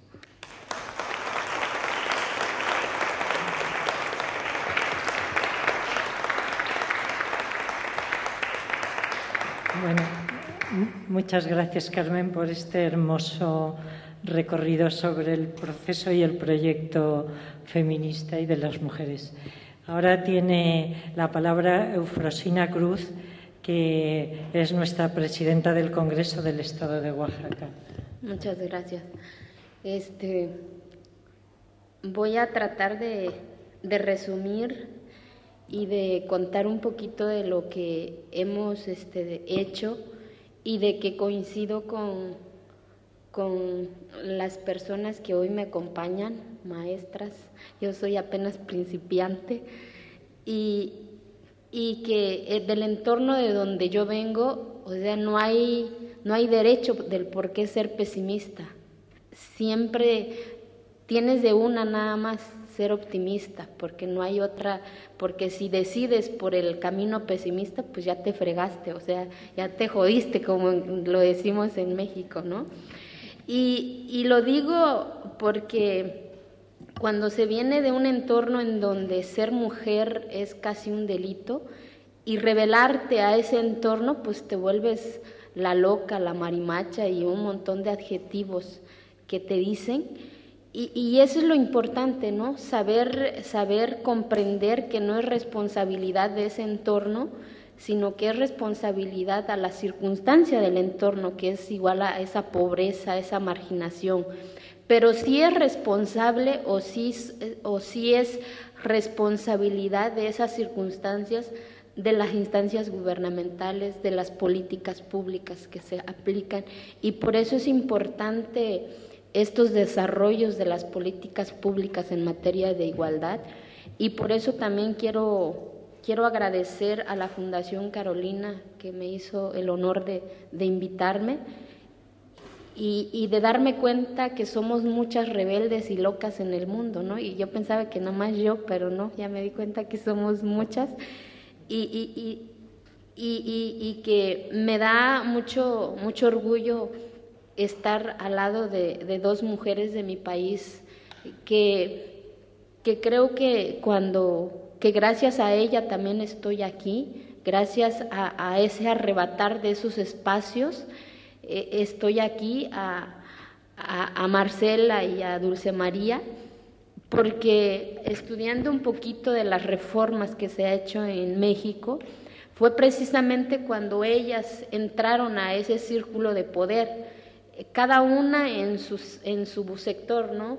Marcela siendo diputada federal y la licenciada Dulce María siendo senadora. Antes de ella no había una comisión ordinaria de equidad y género, sino que eran comisiones especiales. Hoy, gracias a la incidencia de ellas, es de que hoy en el Congreso de la Cámara Alta de nuestro país ya hay Comisión de Equidad y Género ordinaria. Gracias a ellas también se logró se aprobó la ley de la no violencia, del acceso a la no violencia hacia las mujeres, y la ley de igualdad no se aprobó precisamente en sus legislaturas, pero sí se sentaron las bases,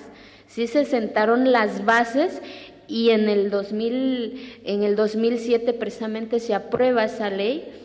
Y faltan algunos estados, mi país tiene 31 estados y el Distrito Federal, y precisamente gracias a esas herramientas del entorno de donde yo vengo, lo pude utilizar.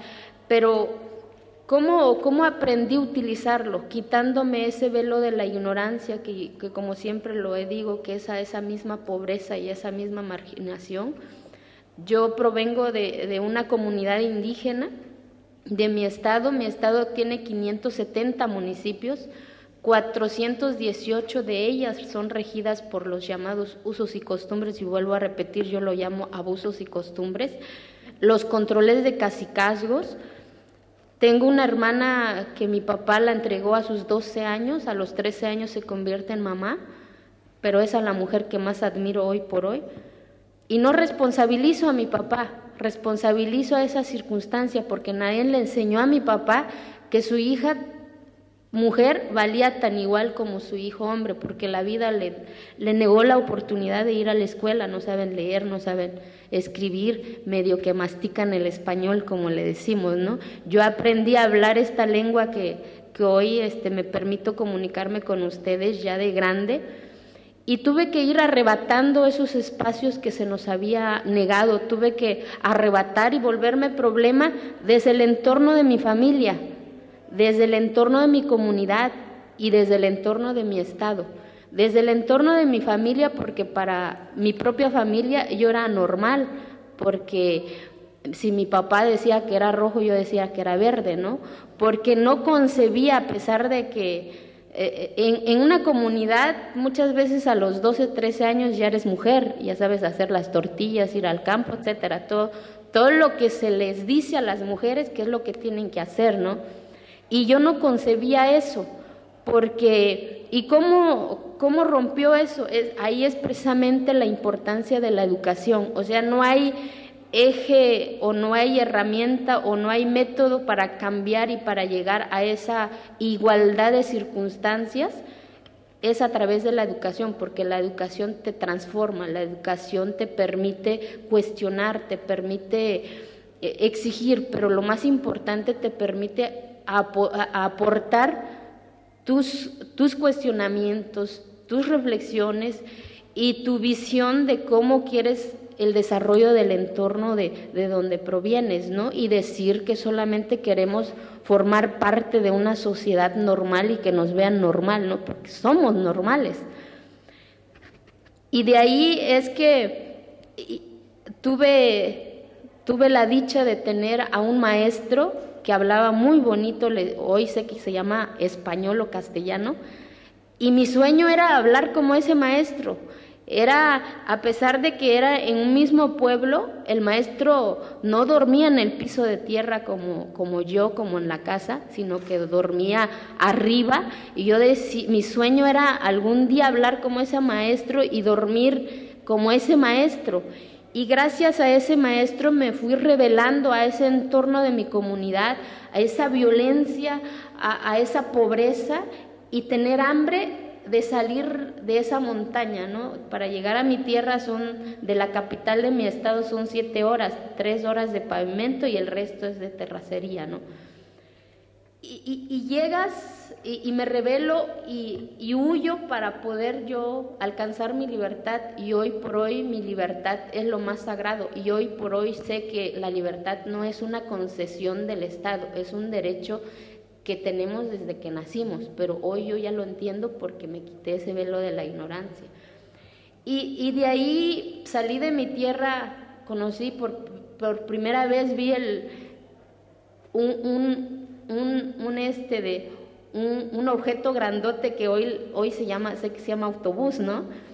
Y ya se imaginarán qué es lo que pasa cuando se sube uno por primera vez, y llegar a un entorno que no es tuyo, sufres también la discriminación. Por eso también es importante que la sociedad nos vea normal, porque te ven diferente, vestida diferente, hablando diferente, pero también cargando un sueño de descubrir qué hay en ese pueblo grandote. Y ya Dios me dio la oportunidad y aprendí a vender de lo que fuera en la calle para poder sobrevivir y alcanzar mi libertad, y no me arrepiento, porque tenemos esas 2 manos para poder alcanzar nuestros sueños, y como yo siempre lo he dicho, pero no nada más es soñarlo, sino que es luchar, y no importa cuántas veces caigamos, el objetivo de la vida es alcanzar ese sueño y volvernos problemas si es necesario, ¿no? Y quitarnos el peor enemigo de nosotros, que es el miedo. El miedo es el que nos detiene, el miedo es el que nos hace que no digamos lo que sentimos. Y la vida me enseñó a no tener miedo, por eso me he metido en cada problema, que luego les contaré.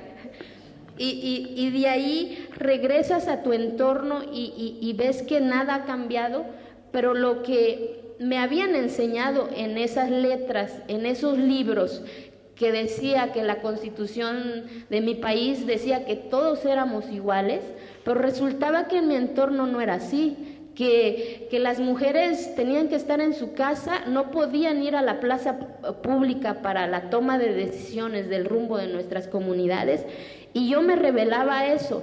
Ver a las mujeres regresar con las manos vacías, porque la respuesta, pues eres mujer, primero búscate un marido y después a ver si te llega algo, ¿no? Y me negaba a aceptar eso, porque los maestros en la escuela me decían que todos éramos iguales, que el derecho era para todos, seamos indígenas o no indígenas. Entonces me rebelé a eso y empecé a adentrarme al mundo de los hombres, porque tuve que adentrarme al mundo de los hombres de mi comunidad para poder entender, y entendí que no era responsabilidad de ellos, era responsabilidad, vuelvo a repetir, a esa circunstancia de ese entorno, porque muchos de esos hombres o de esas mujeres nacen ahí y mueran ahí y no ven más allá, no saben que hay más allá atrás de esa montaña. Y empezamos a entender muchas de las cosas que pasaban. Hoy puedo decir que soy la única mujer que se sienta en la mesa con los hombres, aprendí a echarme unos mezcalitos como ellos, ¿no? Entrar en el tema religioso, por eso en el tema de igualdad, todos esos temas intervienen. En el tema religioso, de decir, es que las mujeres no pueden entrar en la sacristía, y yo decía, pero ¿qué hay en esa sacristía para que yo no pueda entrar? Hoy ya puedo decir que entro y de verdad no hay nada, simplemente ahí se reúnen los hombres para hablar, para decir, y hoy ya puedo decir que ya entro en esa sacristía y entro con el mismo respeto, pero voy jalando a otras mujeres de mi pueblo a decir, vénganse, vamos, no pasa nada, no se va a caer el santo, pues. Y empiezas a entender muchas de las cosas, pero vas jalando también otras mujeres, porque esa es la responsabilidad de nosotras las mujeres, que ya tenemos o ya nos quitamos ese velo de la ignorancia, crear nuevos liderazgos para que el día de mañana que vayamos pasando, esos otros rostros tengan ese rostro y tengan nombre, que no sea Ofrosina, sino que sean las que están ahí atrás. Y así, a base de esa locura, de esa rebeldía, de empezar a jugar el básquetbol en el pueblo, de que te hayan dicho marimacha, de que hayan te dicho la loca del pueblo, ir entendiendo eso y logrando y utilizando precisamente estas herramientas que fueron generadas en las mujeres que ya estaban empoderadas en el poder. Por eso es importante arrebatar y no dudar de aceptar las posiciones políticas, porque a veces los cambios se generan más rápido solamente en esas posiciones. Afortunadamente o desafortunadamente, hoy todavía no tengo la respuesta, pero gracias a esas letras que se escribieron fui entendiendo y fui transmitiendo a esas otras mujeres. Y de ahí inició otra locura en mi cabeza, ¿no? De ser presidenta de mi pueblo, sabiendo que en mi pueblo las mujeres no podían ejercer su derecho a votar y ser votadas. Lo menos importante es votar y ser votadas, pero era el mecanismo para que empezáramos a ser visibilizadas en la comunidad, de empezar a tomar nuestras decisiones de qué queremos para el centro de salud, de qué queremos en la educación, de cómo queremos el rumbo o el desarrollo de nuestras comunidades. Pero sabiendo que en mi comunidad no podíamos votar, nace el sueño con un grupo de jóvenes de ser presidenta municipal, ¿no? En qué cabeza cabía. Pero más sin embargo logramos por primera vez en mi comunidad que los hombres votaran por una mujer. Ni yo misma voté por mí para empezar, pues, sino que los que estaban votando en ese momento por una mujer eran hombres. Y ahí es en donde el control de estos cacicazgos que te tienen y se amparan en el tema de que es que las mujeres no pueden votar, dicen, detenieron esa elección cuando ya estábamos ganando, no me dejaron ni ganar o perder, ni siquiera terminó la asamblea comunitaria. A mitad de la asamblea comunitaria deciden que las boletas que estaban a mi nombre no valían porque era mujer y profesionista para acabar, ¿no?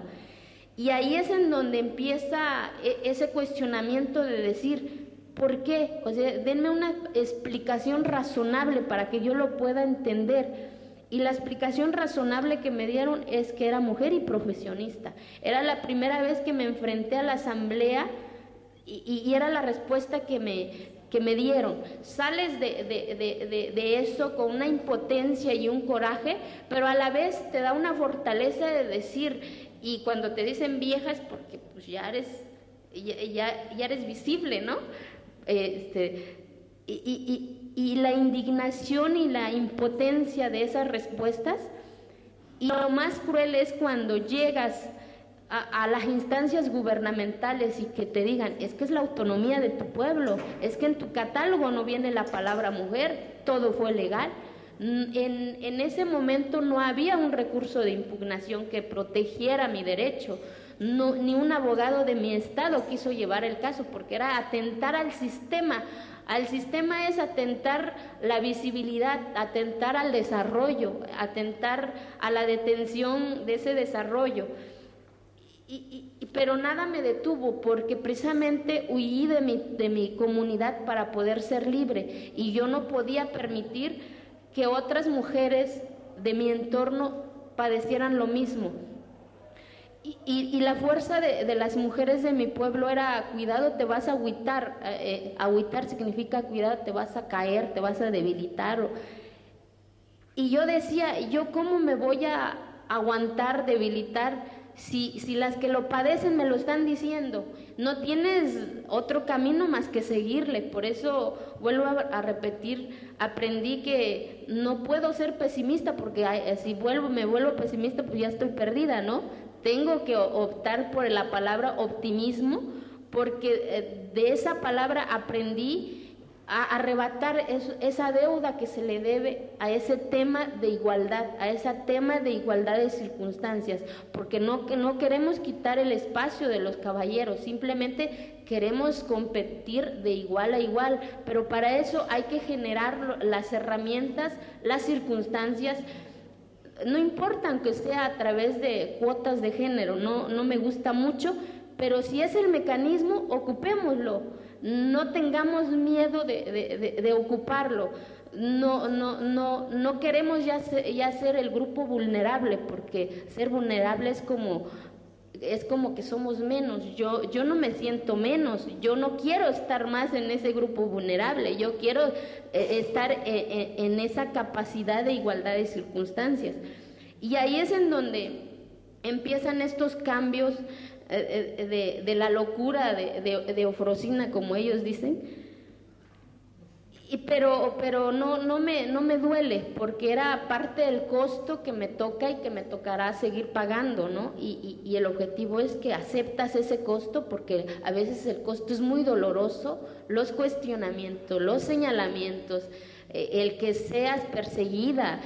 Tuve 2 atentados, me estuvo cuidando la policía, porque te vuelves problema para muchos, que mientras que una comunidad esté fregada, pues es más fácil de manipularlo, ¿no? Y es lo mismo en el tema de igualdad. Y ahí es en donde empecé a conocer estas herramientas de saber que había una Comisión Nacional de Derechos Humanos en mi país, de que había un Instituto Nacional de Mujeres en mi país, de que había una Comisión Nacional para prevenir la discriminación en mi país, que no había delito electoral que perseguir, pero sí había un tema de violación a los derechos humanos, y precisamente en mi estado se agotó todo el tema, no había delito que perseguir, y acudimos a otras instancias a nivel federal. Por eso es importante que estas reformas a nivel federal se aterricen a los estados, se aterricen a las comunidades, que demos esas herramientas a esas mujeres, decir, acá están, no están solas. Somos esas líderes, mujeres responsables de ir sacando sus rostros y que sean visibles hoy por hoy.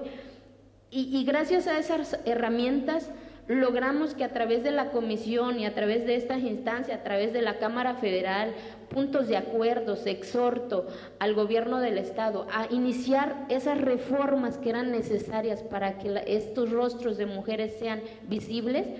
Logramos ya una reforma constitucional local de mi estado, en donde ya obliga a que todas las mujeres ya puedan participar en estos procesos. Se logró que por primera vez su servidora fuera la presidenta de un congreso de un estado netamente indígena. Hace 2 meses presenté, que era mi sueño y es mi reto, mis 2 iniciativas de reforma a la Constitución de mi estado en un artículo en donde hago que si se violenta este derecho, eso va a significar la nulidad de esa elección, y no nada más eso, sino que se va a sancionar de acuerdo al Código Penal de mi estado, de acuerdo a la ley de los servidores públicos, si algún servidor avala esta violación a los derechos humanos. Y en el otro artículo pido la obligatoriedad, porque a veces las palabras lo interpretan a su manera, ¿no? Y peor si son machistas.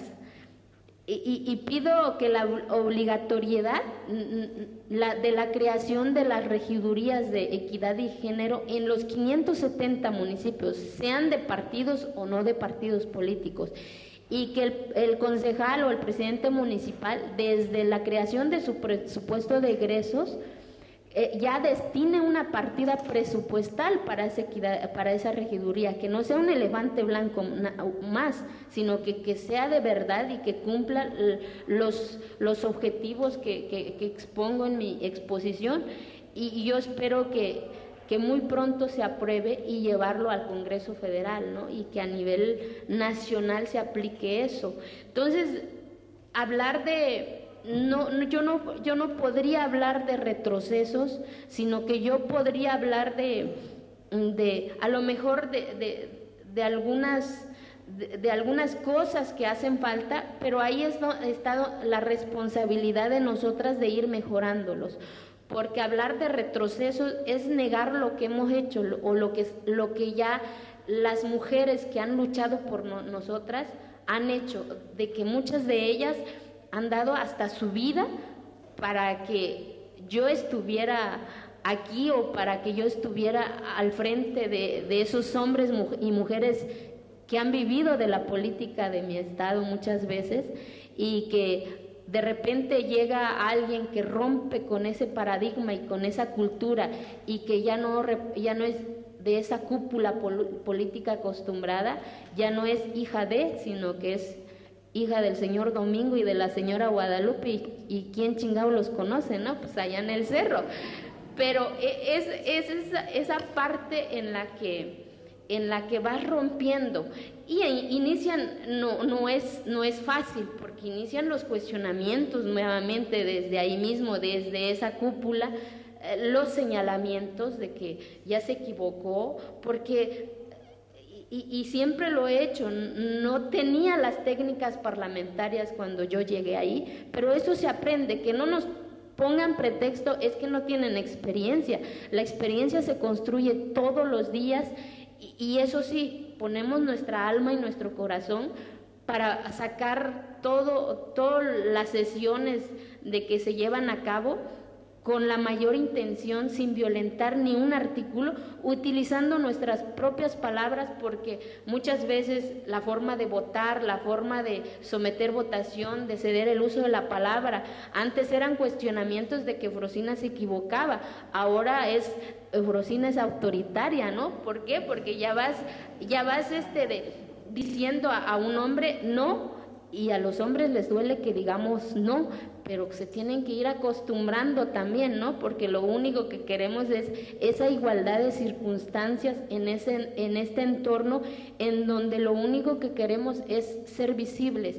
Y por eso quería, más que comentar, yo agradezco a estas mujeres de España, de Europa, que ustedes son las que han generado esas herramientas y que nosotros lo hemos adoptado de acuerdo a la circunstancia de cada uno de nuestros entornos.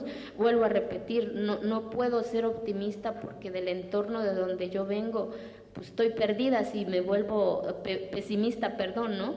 Entonces la única alternativa que me queda y que me seguirá quedando es ser optimista, a pesar de que a veces las circunstancias son bien difíciles, te enfrentas muchas veces a esa circunstancia de estar solita, pero decir, les voy a demostrar que sí puedo, les voy a demostrar que las mujeres indígenas también tenemos la capacidad de debatir, de cuestionar, pero lo más importante, de aportar de acuerdo a nuestras visiones culturales, que el problema no es nuestros verdaderos usos y costumbres, como siempre lo he dicho, porque nuestros verdaderos usos y costumbres es nuestra fiesta, nuestra mayordomía, nuestra lengua, nuestra vestimenta, pero no la violación a los derechos humanos, pero no la detención del desarrollo de nuestras comunidades. Y cuando ahí se rompe ese uso y costumbre, pues ni modo, lo siento mucho, hay que evolucionar los usos y costumbres, porque ni un uso y costumbre se puede aplicar que venía desde hace 100 años,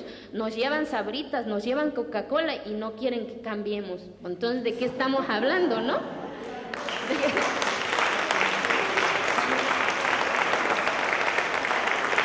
Muchas gracias.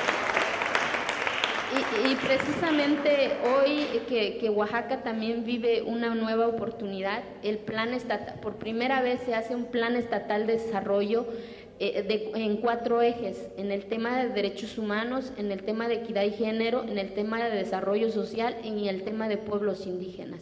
Estos 4 ejes van a marcar el rumbo de estos 6 años de gobierno, de transición también que hubo en Oaxaca. Se hace un plan y que el propio Congreso lo asumió como suyo. Hoy es el Congreso que tiene mayor rostro de mujeres, de 42 espacios que hay, 15 son de mujeres, y eso se lo agradezco a estas mujeres, a ustedes, a estas 2 mujeres de mi país que han abierto esa brecha y que nos corresponderá a las que venimos apenas a abrir otras brechas, y que el día de mañana que llegue otra mujer al frente del Congreso de mi estado no sea algo tan extraordinario, ¿no? Sino algo normal, común, como si fuera normal en cualquier parte. ¿Y por qué es importante este plan de desarrollo en mi estado? Les doy algunos datos de lo que se refleja en mi estado. En mi estado somos alrededor de 3.600.000 habitantes, somos 52.4% de mujeres y 6 de cada 10 mujeres son violentadas, 38 de cada 100 no saben leer, no saben escribir. De cada 100 mujeres de 15 años y más, 38 no saben leer ni escribir, vuelvo a repetir. 61 de cada 100 mujeres de 15 años y más han padecido algún incidente de violencia, ya sea con su pareja o en espacios comunitarios, en el ámbito familiar, escolar, etcétera. Y actualmente de los 570 municipios que somos, 17 son encabezadas por mujeres, 13 por el sistema de usos y costumbres, y eso también me da mucho gusto porque el año pasado solamente eran 7 mujeres, hoy son 17, y eso habla de que hay otras mujeres que están arrebatando, porque tenemos que arrebatar, como yo lo he dicho, no es una concesión, tenemos que arrebatar y no dudar de que si se presenta esta oportunidad, no pensarlo, decir, a ver si puedo, no, claro que puedo, y asumiendo las consecuencias que eso conlleve, buena o mala, pero asumiendo siempre las consecuencias. Y termino diciendo algunas reflexiones que hice, porque luego me gusta medio que escribir, que ser mujer es una oportunidad maravillosa para expresar la sensibilidad, la creatividad, la capacidad de amar y de dar vida, pero también es una oportunidad para trascender como profesionista, como obreras, como campesinas, como artistas, como políticas y servidoras públicas. En fin, ser mujer y vivir de la manera que cada una haya soñado, pero hacerlo con la libertad y sin miedo. Nosotras somos las que escondemos dentro del huipil o detrás del maquillaje las huellas de la violencia. Somos las que lloramos en silencio para no interrumpir los sueños de nuestros hijos. Somos las que cargamos entre los brazos el futuro de la sociedad y lo alimentamos para que vuele libre y sea capaz de enfrentarse al mundo. Nosotras, las que hemos carecido de todo y que nada pedimos, somos las últimas de la fila, pero las primeras en salir corriendo para ver a nuestros hijos al volver de la escuela. Nosotras somos las que encendemos la primera luz en el hogar y cuando amanece, y las que apagamos la última linterna cuando cae la noche para velar el descanso de nuestras familias. Por todas ustedes, por todas nosotras, estamos aquí para seguir siendo la luz, pero en un faro nuevo de dignidad, de respeto, para seguir siendo los brazos que cargan el futuro, pero no solo de nuestros hijos, sino de las propias mujeres, las de hoy y las del mañana.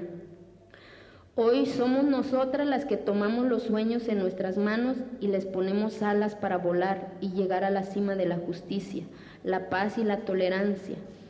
Desde el dolor en que nacimos, construyamos una nueva manera de decir nosotras, pensando siempre y primero en nuestros sentimientos e ideas. Muchas gracias.